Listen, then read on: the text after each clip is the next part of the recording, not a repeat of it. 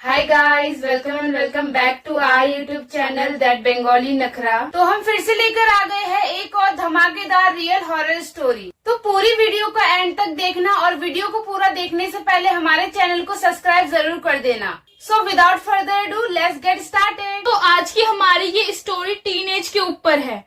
हम अपने teenage life में ऐसे कई सारी गलतियां कर देते हैं जिसका पछतावा हमें जिंदगी भर रहता है, और गलतियां करने के बाद में हम बस अफसोस करते रहते हैं और बस एक गिल्ट हमारे अंदर रह जाता है पूरे लाइफ टाइम तक। अपनी मौज मस्ती में हम ऐसी कई सारी गलतियां कर देते हैं जो हमारे लिए तो मुसीबत का कारण बन ही जाता है और दूसरों के लिए भी बन जाता है। तो चलो कहानी को बिल्कुल शुरुआत से शुरू करते हैं। तो ये बात कई साल पुरानी है। बिहार में एक बॉयज हॉस्टल था जिसमें 6 दोस्तों का ग्रुप था, जिसमें सारे ही लड़के अलग अलग जगह से आए थे। रोहन और जगजीत पंजाब से थे, करण हरियाणा से आया था, शांतनु वेस्ट बंगाल से था, अभिषेक उत्तराखंड से था और किशोर जो कि बिहार से ही था। ये सारे लड़के बहुत अच्छे दोस्त थे और एक साथ ही हॉस्टल में रहते थे। इन सब की एज लगभग 18, 20, 19, 21 ऐसे ही थी। अलग अलग जगह से होने के कारण ये सारे दोस्तों को एक साथ रहने में बहुत ज्यादा मजा आता था। क्योंकि ये सभी अलग अलग जगह से थे, इसलिए इन सभी को एक दूसरे के कल्चर्स के बारे में जानने में बहुत ज्यादा मजा आता था कि इसके यहाँ पर क्या क्या रिचुअल्स होते हैं, क्या क्या फेमस है और क्या क्या तौर तरीके हैं। तो ये सारे लड़के क्या करते थे, पूरा दिन निकालकर ये लोग रात को किसी एक के रूम में इकट्ठा होते थे और तरह तरह की बातें किया करते थे। ये लोग इकट्ठा होकर कई टॉपिकों पर बात करते थे,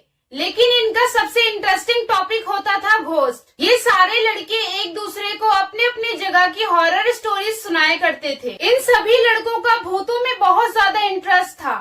ये सब बस रात का इसीलिए वेट किया करते थे कि जल्दी से हम लोग इकट्ठा होए और एक दूसरे की जगह की हॉरर स्टोरीज हमें सुनने को मिले। ये लोग क्या करते थे कि शाम तक ये लोग कुरकुरा, चिप्स ये सब खाने पीने के जुगाड़ कर लेते थे और किसी एक के रूम में इकट्ठा होकर मस्त लाइट वगैरह बंद कर देर रात तक ये सारी चीजें खाया करते थे और एक दूसरे की हॉरर स्टोरीज सुना करते थे। और एक भी रात हॉरर स्टोरीज सुनना ये लोग कभी भी मिस नहीं करते थे। तो इस कहानी को और भी अच्छे से समझने के लिए हम आपको बता देते हैं इस फ्रेंड ग्रुप के 6 लड़कों का नेचर। तो इस फ्रेंड ग्रुप के जो 2 मेन खिलाड़ी थे वो थे करण और अभिषेक, जो सबसे ज्यादा शरारती थे, जिनके दिमाग में हमेशा कोई न कोई शरारत चलती रहती थी। और यही दोनों थे जो हमेशा भूतों में सबसे ज्यादा इंटरेस्ट दिखाते थे। रात का टाइम होता नहीं था कि ये दोनों कूद फांद के रूम में इकट्ठा हो जाते थे और सबको बुलाते थे। अगर उस ग्रुप में से कोई भी एक मेंबर कहता है कि मुझे आज मन नहीं कर रहा है स्टोरी सुनने का, मुझे आज सोना है, तो ये दोनों किसी को भी सोने नहीं देते थे और उन्हें जबरदस्ती स्टोरी सुनने के लिए बुला लेते थे। क्योंकि करण बहुत ज्यादा बहादुर था, उसे भूत प्रेत से उतना डर नहीं लगता था, इसलिए वो इन स्टोरी को सुनने में काफी ज्यादा इंटरेस्ट दिखाता था। और रही बात अभिषेक की, क्योंकि वो उत्तराखंड से था इसलिए उसको पता था कि उसके यहाँ पे ऐसे कई सारे भूतिया घटनाएं होती रहती है, इसलिए उसने कई सारी अपनी हॉरर स्टोरी अपने दोस्तों को भी सुनाई थी, जिस वजह से उसको बिल्कुल भी इन हॉरर एक्सपीरियंस से या फिर भूतों की कहानी से डर नहीं लगता था, बल्कि उसको अलग अलग जगह की हॉरर स्टोरी सुनने में काफी ज्यादा मजा आता था और उसको ये हॉरर स्टोरी काफी ज्यादा इंटरेस्टिंग लगती थी। जिस वजह से करण और अभिषेक हमेशा ये मेक श्योर करते थे कि हम हर रात को हॉरर स्टोरी जरूर सुने। और शांतनु जो कि वेस्ट बंगाल से था, उसने भी कई सारे हॉरर एक्सपीरियंस फील कर रखे थे, उसे भी इन सब चीजों के बारे में काफी कुछ पता था,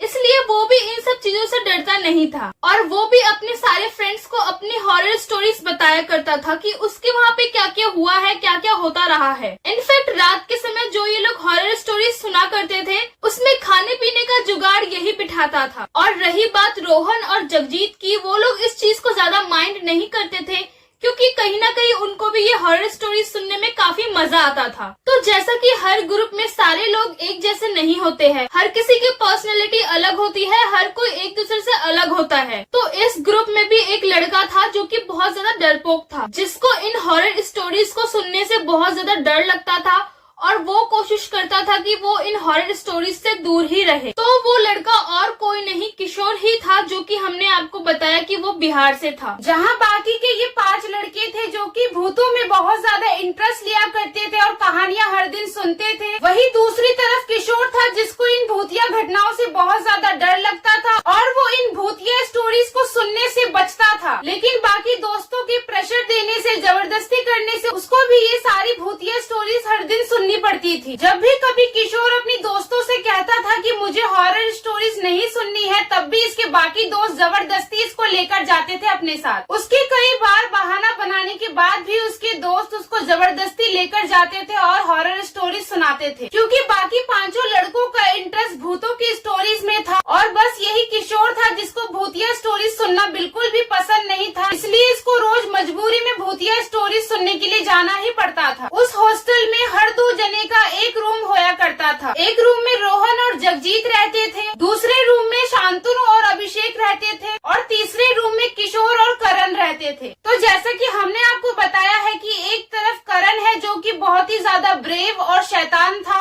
वही दूसरी तरफ किशोर था जो कि बहुत ही ज्यादा डरपोक और भोला था। ये दोनों एक ही रूम शेयर करते थे। किशोर को पूजा पाठ करना बहुत ज्यादा पसंद था, इसीलिए वो अपने रूम में रोज सुबह शाम पूजा पाठ किया करता था। वो अपने गले में बहुत सारे भगवान जी के लॉकेट्स, मालाएं पहनता था और हाथों में कड़े वगैरह भी पहनता था। उसे कई सारे भगवान जी के भजन और चालीसा वगैरह भी आते थे जो वो हर सुबह गाया करता था। देर रात को सोने के बाद भी किशोर की ये हैबिट थी कि वो हर सुबह 4 बजे उठ जाया करता था।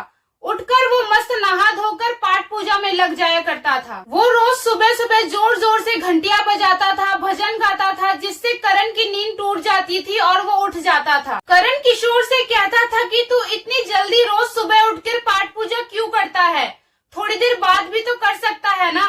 और अगर तुझे इतनी जल्दी उठ के पाठ पूजा करना भी है तो थोड़ा धीरे धीरे घंटी बजाया कर, मुझे डिस्टर्ब होता है। लेकिन किशोर करण की बात को बिल्कुल भी नहीं मानता था और रोज सुबह 4 बजे उठ के जोर जोर से पाठ पूजा किया करता था, जिस वजह से कई बार करण को अपने दोस्त के रूम में जाकर सोना पड़ता था। रात के समय में हॉरर स्टोरी सुनते समय किशोर को डरते देख बाकी दोस्तों को समझ में आ जाता है कि इसको हॉरर स्टोरी सुनने में काफी डर लगता है। करण और अभिषेक किशोर का बहुत ज्यादा मजाक उड़ाया करते थे और वो दोनों नए नए प्लान्स बनाते थे ताकि वो किशोर को डरा सके। वो लोग हमेशा किशोर के साथ प्रैंक्स किया करते थे। वो लोग क्या करते थे कि उसके रूम में जाके छुप जाया करते थे और जैसे ही वो अपने रूम में आता था तो ये लोग उसे अचानक से डरा दिया करते थे। और ये लोग क्या करते थे कि जब किशोर सो जाया करता था तो ये लोग उसके रूम के बाहर आ जाया करते थे और तरह तरह की आवाजें निकाल के उसे डराया करते थे। जब भी किशोर वॉशरूम जाता था तो ये लोग बाहर से बाथरूम का लाइट बंद कर दिया करते थे और जब भी किशोर अंदर से चिल्लाता था तो करण और अभिषेक उस पर बहुत ज्यादा हंसते थे। किशोर को परेशान करने के लिए करण और अभिषेक हमेशा छोटे मोटे प्रैंक्स तो करते ही रहते थे, पर एक दिन इन दोनों ने मिलकर कुछ ऐसा किया कि जो इन दोनों की लाइफ की सबसे बड़ी गलती बन गई। तो एक दिन क्या होता है कि किशोर अपने रूम में सो रहा था तो करण आधी रात को अपने रूम में अभिषेक को बुला लेता है। करण क्या करता है कि उसके रूम में जितने भी भगवान जी की मूर्तियां थी जिसको कि किशोर सुबह सुबह उठ के पूजा पाठ किया करता था, वो उन सभी मूर्तियों को छुपा देता है। और इतने में अभिषेक क्या करता है कि कैंची लेता है और किशोर के हाथ में जितना भी भगवान जी के धागे थे, गले में जितनी भी मालाएं थी, उन सबको कट कर देता है और उन्हें भी छुपा देता है। करण अभिषेक से कहता है कि ना रहेगा बांस और ना ही बजेगा सुबह सुबह बांसुरी।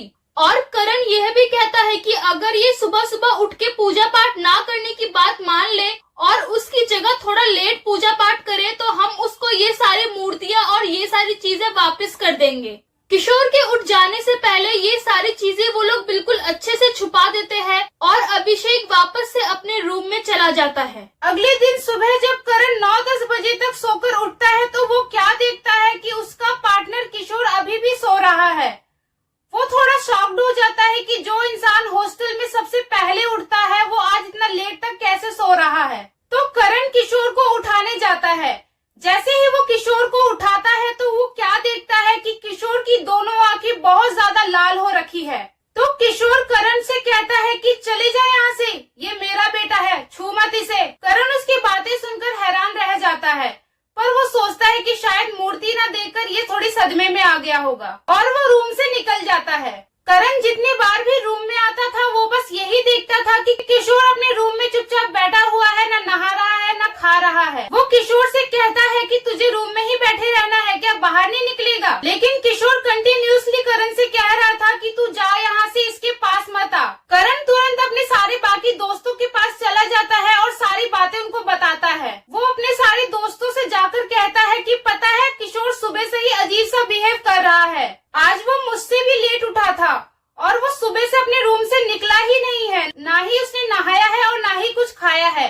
बस वो यही बोल रहा है कि मुझसे दूर रहो। सबसे अजीब बात जो मुझे लगी थी वो है कि उसने मुझसे अपने गायब मूर्तियों के बारे में भी कुछ नहीं पूछा, जिन मूर्तियों की वो हर सुबह शाम पाठ पूजा किया करता था। तभी अभिषेक कहता है कि ऐसा हो ही नहीं सकता, कहीं ऐसा तो नहीं कि उसको पता चल गया कि हमने ही उसकी मूर्तियां गायब की है और वो हमसे इसी वजह से नाराज हो। तो करण कहता है कि चल भाई, फिर हम उसकी सारी मूर्तियां उसे वापस कर देते हैं, हमारे वजह से वो खाना वाना भी नहीं खा रहा है। तो सारे दोस्त वो सारी छुपाई हुई मूर्तियां लेकर किशोर के रूम में आ जाते हैं। जैसे ही किशोर के सारे दोस्त मूर्तियों को वापस लेके उसके रूम में आते हैं, वो क्या देखते हैं कि किशोर अभी भी अपने बिस्तर पे बैठा हुआ है और किशोर की हालत देख के उन लोगों को ऐसा लगता है जैसा मानो कि किशोर ने कितने सालों से नहीं नहाया हो। अभिषेक उन सारी मूर्तियों को किशोर के पास ले जाता है और उससे कहता है कि किशोर, ये देख तेरी सारी मूर्तियां हम सही सलामत लेके आ गए हैं, अब तो तू खुश है ना। किशोर जैसे ही उन मूर्तियों को देखता है, अभिषेक को इतनी जोर से धक्का मारता है कि अभिषेक सीधा गेट की तरफ चला जाता है और सारी मूर्तियां नीचे गिर जाती है। और किशोर उन सब से कहता है कि इन सब चीजों को हटाओ और मेरे बेटे से दूर रहो। उसके सारे दोस्तों को लगता है कि किशोर को इतना भी क्या गुस्सा आ गया कि उसने इन मूर्तियों को फेंक दिया। किशोर का ऐसा रूप देख के और उसकी ये सारी बातें सुनकर उसके सारे दोस्त उन मूर्तियों को उठाते हैं और वहाँ से फटाफट से चले जाते हैं। अब उन लोगों को किशोर में बहुत ज्यादा गड़बड़ लगता है। उन्होंने कई बार ट्राई किया किशोर से जाके बात करने की, पर किशोर उनको कभी भी अपने पास नहीं आने देता था। एक दिन की बात है, करण और किशोर दोनों ही रूम में सो रहे थे कि तभी आधी रात को करण को किसी औरत की आवाज सुनाई देती है। उसे ऐसा लगता है कि कोई औरत लोरी गा रही हो। वो लोरी की आवाज उसे किशोर की तरफ से ही आ रही होती है। वो लोरी की आवाज उसे पूरी तरह से बिहारी लैंग्वेज में लगती है। किशोर की तरफ से इतनी जोर जोर से किसी औरत की लोरी की आवाज आने की वजह से करण बहुत ज्यादा डर जाता है और वो अपनी करवट बिल्कुल भी नहीं बदलता है। करण ने बहुत ही मुश्किल से और डरे डरे बिना करवट बदले वो पूरी रात बिताई। सुबह होते ही वो बिना किशोर की तरफ देखे सीधा अपने रूम से बाहर निकल गया। उसने रात में हुई पूरी घटना अपने सारे दोस्तों को बताया। उसके सारे दोस्त अब ये जान चुके थे कि ये उनका दोस्त किशोर तो नहीं है, बल्कि किशोर के अंदर किसी की आत्मा है। बाद में धीरे धीरे क्या हुआ ना कि किशोर अपने रूम से आधी रात में ही निकल जाता था और पूरे हॉस्टल में किसी औरत की आवाज में जोर जोर से लोरी गाता था। ये सिलसिला बहुत दिनों तक चलता रहा। ना वो नहाता था, ना वो कुछ ढंग से खाता था, वो बस पूरा दिन अपने रूम में ही घुसा रहता था।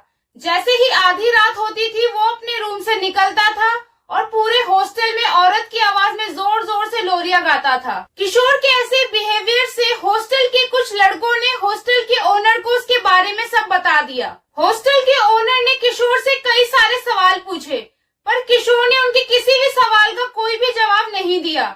बस वो उनसे यही बोलता रहा कि तुम मेरे बेटे से दूर रहो। थक हार कर हॉस्टल के ओनर ने किशोर के पेरेंट्स को हॉस्टल में बुला लिया। जैसे ही किशोर के पेरेंट्स हॉस्टल में आते हैं तो वो अपने बेटे का ये हालत देख के समझ ही नहीं पाते कि ये उनका बेटा है या कोई और है। इतने दिनों से बिना नहाए केशव की हालत बहुत ज्यादा बुरी हो गई थी। उसके बाल बहुत ज्यादा बड़े हो गए थे। किशोर की मम्मी किशोर से बात करने जाती है तो किशोर उनसे भी यही बोलता है कि तुम मेरे बेटे से दूर रहो, ये मेरा बेटा है। किशोर के ऐसा बोलते ही किशोर की मम्मी किशोर के गले और उसके हाथों को ध्यान से देखने लगती है। किशोर की मम्मी क्या देखती है कि किशोर के गले में और हाथों में सारी मालाएं और धागे गायब है। ये सारी चीजें गायब देखकर उसकी मम्मी बहुत ज्यादा घबरा जाती है और वो समझ जाती है कि उसके बेटे किशोर में ये सारे बदलाव क्यों और कैसे आए। किशोर की मम्मी पूरे हॉस्टल में चिल्लाने लग जाती है। वो कहती है कि मेरे बेटे के गले से भगवान जी की मालाएं और हाथों से धागे किसने गायब किए। अभिषेक और करण बिल्कुल सुन्न पड़ जाते हैं। वो दोनों अपने मुंह से कुछ भी नहीं निकालते। किशोर की मम्मी को ऐसा रोता देखकर रोहन बोल देता है कि आंटी, अभिषेक और करण ने ही किशोर के शरीर से सारे मालाएं और धागे गायब किए हैं। किशोर की मम्मी अभिषेक और करण पर बहुत ज्यादा गुस्सा करती है और उनसे कहती है कि तुम दोनों की वजह से ही आज मेरी बेटी की ये हालत है। इस समय किशोर की मम्मी कुछ ऐसा बताती है जिसे सुनकर आप सब भी दंग हो जाओगे। किशोर की मम्मी बताती है कि ये घटना तब की है जब किशोर सिर्फ 2-2.5 महीने का था। वो बताती है कि उनके पड़ोस में एक औरत रहती थी, उनका भी एक बच्चा था, वो भी किशोर की ही उम्र का था। वो औरत अपने बच्चे से बहुत ज्यादा प्यार करती थी और उसके बच्चे से उसको बहुत ज्यादा लगाव था। उसके बिना वो एक भी पल रह नहीं पाती थी। एक दिन क्या होता है, किसी गंभीर बीमारी के कारण उसका बच्चा उसके आंखों के सामने ही मर जाता है और वो औरत बस देखती ही रह जाती है। लाख कोशिश करने के बाद भी वो अपने बच्चे को नहीं बचा पाती है। अपने बच्चे को ऐसा मरता देख वो औरत बिल्कुल टूट जाती है। अपने बच्चे की याद में एक दिन वो औरत क्या करती है, अपने ही घर में खुदकुशी कर लेती है। उस औरत के मरने के बाद पूरे एरिया में डर का माहौल फैल गया था। सबको वो औरत कहीं न कहीं नजर आ जाया करती थी। जिस किसी को भी वो रात को दिखा करती थी, उनसे वो अपने बच्चे को मांगती थी कि मेरा बच्चा कहाँ है, मेरे बच्चे को लाओ। उस औरत का कोहराम इतना ज्यादा फैल गया था उस एरिया में कि हर कोई अपने घर से निकलने से पहले डरता था। यहाँ तक कि लोग अपने बच्चों को भी बाहर निकलने से मना करते थे। जब किशोर सिर्फ और सिर्फ 2-2.5 महीने का था, उसके घर वाले क्या नोटिस करते हैं कि किशोर आम बच्चों जैसा नहीं था, वो किसी बड़े बच्चों की तरह चलने फिरने लगा था। यहाँ तक कि 2-2.5 महीने में जब कोई आम बच्चा बोल भी नहीं सकता था, किशोर उस टाइम पे अच्छे से बात कर लेता था। किशोर को देख के सब लोग चौंकते थे कि 2-2.5 महीने का बच्चा इतने अच्छे से चल कैसे लेता है और तो और बोल कैसे लेता है। किशोर को ऐसा देखकर उसकी मम्मी उसे झाड़ फूक वाले के पास ले जाती है, ये सोचे कहीं किशोर में कुछ गड़बड़ तो नहीं है। जब किशोर को उसकी मम्मी झाड़ फूक वाले के पास लेके जाती है तो झाड़ फूक वाला उससे कहता है कि आपके बेटे के अंदर किसी बुरी साया का वास है जो कि आपके बेटे को पाना चाहती है। किशोर की मम्मी समझ जाती है कि पक्का ये हाल फिलहाल में उनके पड़ोस में जो औरत मरी थी उसी की ही आत्मा है। वो अपने बेटे की तलाश में उनके बेटे के अंदर घुसी हुई है। किशोर की मम्मी झाड़ फूक वाले से कहती है कि कैसे भी करके मेरे बेटे को ठीक कर दो। झाड़ फूक वाला किशोर के अंदर की आत्मा को निकालता है और किशोर की रक्षा करने के लिए मंत्र वाले धागे और मालाएं देता है और उसकी मम्मी से कहता है कि अगर तू अपने बच्चों को बचाना चाहती है तो कभी भी इसके गले और इसके हाथ से ये मालाएं और धागाएं निकलनी नहीं चाहिए। जिस दिन भी इसके हाथ से और गले से ये सब निकल जाएगा उसी दिन ये औरत इसके अंदर वापस से आ जाएगी और उसके बाद तेरे बेटे को इस औरत से बचाना मुश्किल हो जाएगा और इस औरत का वास तेरे बेटे के अंदर हमेशा हमेशा के लिए रह जाएगा। उस दिन के बाद से ही किशोर की मम्मी ने किशोर को वो सारे मालाएं और धागाएं पहना दी और किशोर को अच्छे से समझा दिया कि तेरे शरीर से ये सारी चीजें निकलनी नहीं चाहिए। ये सब सुन के किशोर के दोस्त एकदम दंग हो जाते हैं। उन्हें नहीं पता था कि जो मालाएं उन्होंने काट के फेंक दी थी वो सब उसके दोस्त किशोर के रक्षा के लिए पहनाई गई थी। अपने किए हुए गलती पर उन लोगों को बहुत ज्यादा अफसोस होता है। उसके बाद किशोर की मम्मी किशोर को उस हॉस्टल से बाहर लेकर चली जाती है। किशोर की मम्मी किशोर को कई सारे तांत्रिक मंदिरों में लेकर जाती है, लेकिन उसके बेटे से उस औरत की आत्मा को निकालना मुश्किल हो जाता है। उसकी मम्मी ने कई सारी कोशिशें की अपने बेटे से उस औरत की आत्मा को निकालने की, पर ऐसा कभी हो नहीं पाया। किशोर की मम्मी किशोर को लेकर उस तांत्रिक के पास भी जाती है जिनके पास वो किशोर को लेकर बचपन में भी गई थी, लेकिन वो तांत्रिक भी किशोर की मम्मी से यही कहता है कि नहीं, अब कुछ भी नहीं हो सकता। किशोर के अंदर की जो आत्मा है वो बहुत ज्यादा शक्तिशाली हो चुकी है और उस आत्मा ने किशोर के अंदर अपना बसेरा अच्छे तरीके से बना लिया है और वो किशोर को छोड़कर अब कहीं नहीं जाएगी। उसने किशोर को अपना बेटा मान लिया है। वो तांत्रिक किशोर की मम्मी से कहता है कि अगर आप किशोर को अपने साथ रखोगी तो ये आपका बहुत ज्यादा नुकसान करेगी, क्योंकि ये अब आपका बेटा नहीं है बल्कि उसके अंदर वो औरत है। वो तांत्रिक किशोर की मम्मी से कहता है कि अब आप किशोर को एक आश्रम में रख दो जहाँ किशोर जैसे कई सारे लोग और भी रहते हैं। ना चाहते हुए भी अपनी फैमिली को किशोर के अंदर घुसी हुई उस बुरी आत्मा से बचाने के लिए किशोर की मम्मी किशोर को एक आश्रम में डाल देती है। एक आधे साल बाद किशोर बहुत ज्यादा बीमार पड़ने लगता है और उसकी मृत्यु उसी आश्रम में हो जाती है, जिसका पछतावा अभिषेक और करण को लाइफ टाइम तक रहता है। सो गाइस, आज की हमारी ये हॉरर स्टोरी यहीं पे खत्म होती है। अगर आपको ये वीडियो अच्छी लगी हो तो प्लीज हमारे चैनल को लाइक शेयर सब्सक्राइब करना मत भूलना। हम आपसे मिलेंगे न्यू हॉरर वीडियोस के साथ। तब तक के लिए बाय।